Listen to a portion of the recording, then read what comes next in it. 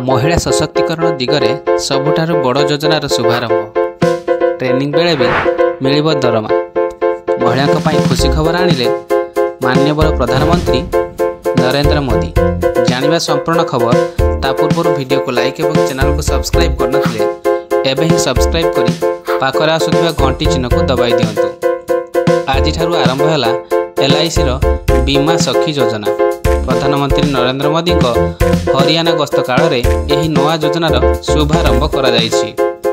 एही योजना रे 18 रु 70 वर्षीय महिला भाग नहीं पारिबे। तेबे 10वीं पास करथिबा महिला को एही योजना रे अधिक प्राथमिकता दिया जिवो। प्रथमे एही योजना रे महिला को 3 वर्ष पर्यंत तालीम दिया जिवो। बीमा संपर्क रे सविशेष ज्ञान दिया जिवो।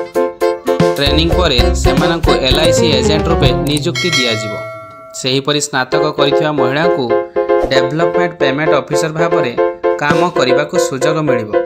तालीम प्रथम वर्ष रे 7,000 टंका, द्वितीय वर्ष रे 6,000 एवं तृतीय वर्ष रे 5,000 लेखाएं दरमा मिलिबो। एही तालीम काल रे महिला को मोट 2 लाख टंका दिया जिवो। एहाको छाड़ी महिला को बोनस व कमिशनी मध्य मिलिबो। एही स्कीम रे महिला को शामिल हेबाकु हेले LIC रो ऑफिशियल वेबसाइट रे निवेदन करबाकु